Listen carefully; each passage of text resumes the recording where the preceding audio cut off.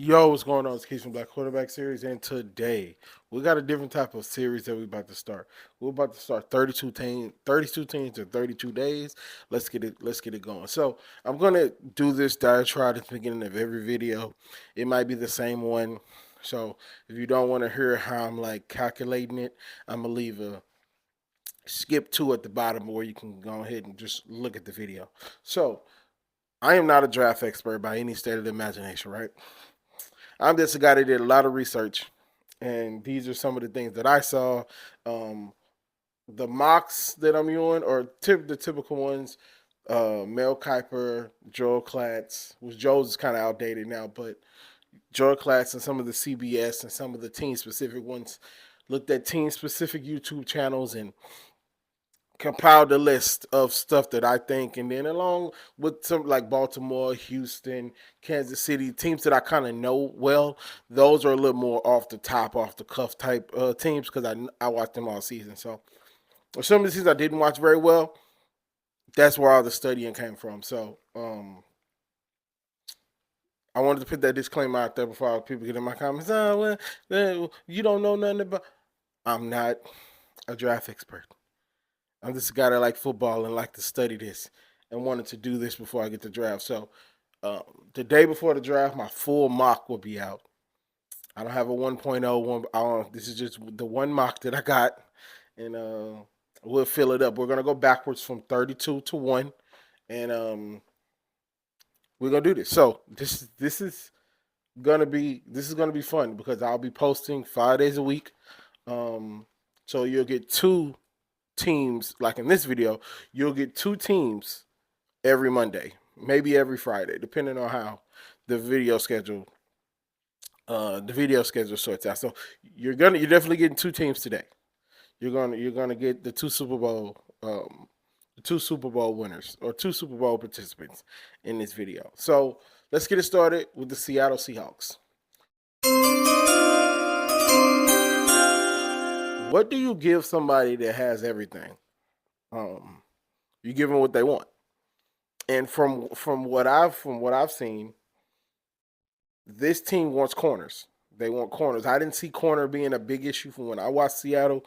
Um, some of their departures, not really like huge departures, but they did lose their Super Bowl MVP in Kenneth Walker, right? That's a big loss, and we'll talk about him obviously later on in the series. So they lost him. Got a few other things, not letting too huge that's going to change life for them, but they recouped a little bit. Super Bowl champions. Do I expect this team to be just as good next year? No. Do I expect that defense to be just as good as it was last year? Yes. I don't think the offense is going to be as good, but that's just because they don't have as much offensive genius in the room, right? So mocks. Most of the mocks got them taking Carlton Hood out of Tennessee.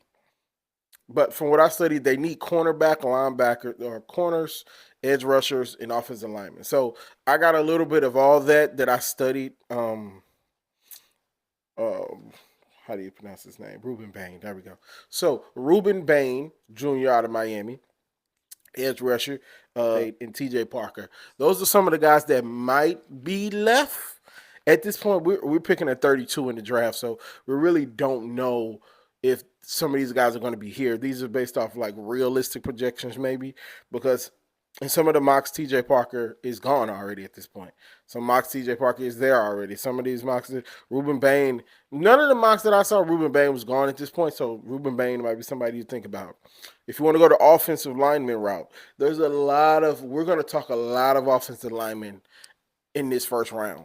A lot of these teams at the top of this draft need offensive linemen. You're talking about Baltimore, Houston, Kansas City, maybe. Hell, New Orleans, or not New Orleans, New Orleans as well. But you talk about the first overall pick. We're going to get to those. We're going to get to Mendoza and all those way later in the draft, or way later in the series. So some of the linemen that I think realistically might be available. Future Keys checking in. Something happened with that part of the video. So I'm just going to put these guys' names up on the screen. These are three possible options.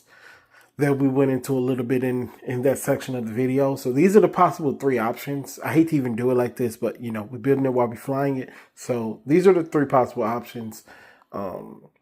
Any of these 3 would make sense as a possible pick at 32, but I ultimately think they're going to go with the corner. But this is the lineman I was going to talk about. So let's go back into the video. So though, and what I ultimately think, what I think they're going to go for most mocks, they got taking Carlton Hood out of Tennessee. So that's where I'm going to go. This team doesn't really need anything. Their corner almost cost them a chance at the Super Bowl of making some of the dumbest decisions you would ever see. So if they're going to replace him with a rookie, cheap rookie, you're paying Sam Darnold, you're paying a lot of the players. Right now, you won the Super Bowl. Not saying that this year is a wash, but this year you can kind of tinker with and figure out things. So this is one of the best times to go for a corner. So Carlton Hood, Tennessee, number 32 overall for me in Keith's mock draft. So number 31.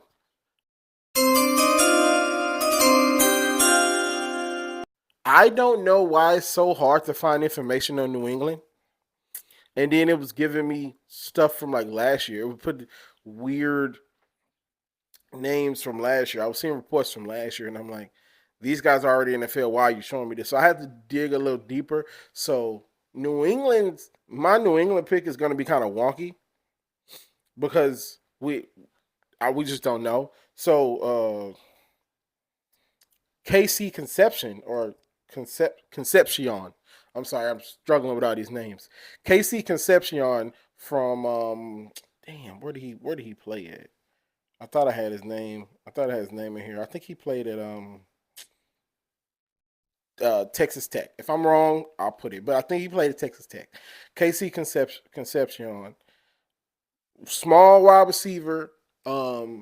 It's being not rumored, but it's being said that he had a knee scope this offseason. They're saying it's a non-ACL or non-MCL, but there's no such thing as a small knee scope. If I'm any team, I'm not taking him. Just based off the fact he had to have a knee scope. Now, doctors will probably say it's fine, he'll be cool, but he's 5'11", and he had a knee scope before his first game in the NFL. You look at Michael Penix is going to cost a lot of these injury-prone players money. Because you look at Michael Penix, he was drafted high. He has some flashes, but ultimately he's still injured. And he was injured in college. I forgot who said it. I think they said it about I don't know if they said it about whatever league, but I remember somebody saying you're injured in college, you're going to be injured in the pros.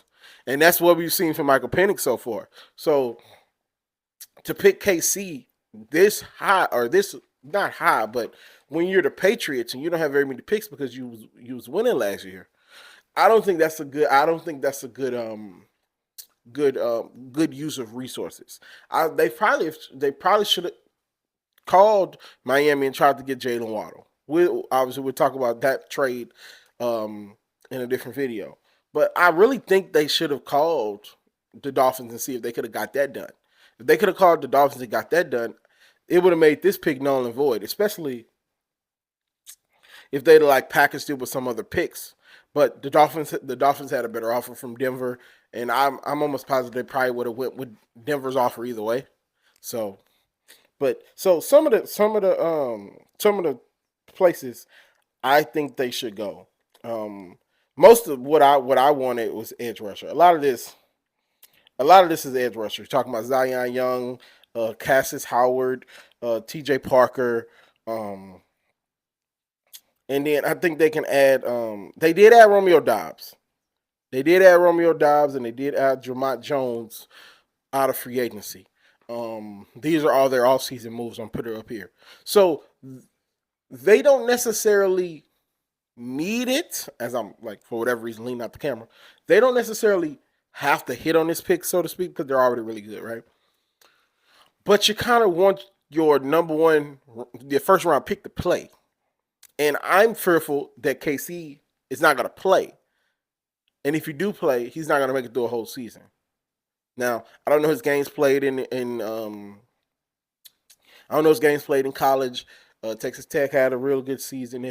If he played for Texas Tech, if I'm right on this, but I don't know. That scares me. That knee scope scares me. So I don't know. I wouldn't go that route. I might beef up my defense. Because you already got Romeo Dobbs and he'll have a stopgap. But they're also saying this is one of the best receiving drafts like ever. So you might be able to get not number one, but you might be able to get your next generational receiver in the second and third rounds, maybe. I even have that on my paper. Um, they might be able to wait and get their receiver of the future in later on in the draft. So I don't know. I don't know. Um, so that's what I got. So number 2 overall, I got Carlton Hood. Number 31 overall, I'm just not sure. But for most mocks and for most things I've read, they're gonna take KC. I don't think that's the best pick, but that's what um most reports that I read and listened to. Those are most reports. Some people are saying they should go edge, and so this is a very shaky pick because they've won a lot. Obviously, it's New England, but so it's one of those two. It's either going to be KC or it's going to be an edge, depending on how the draft falls. So um, that's your 2 for 1 today, Monday. So I'll see you guys tomorrow where we're going to do picks 30 and 29. I'll talk to you guys then. Peace.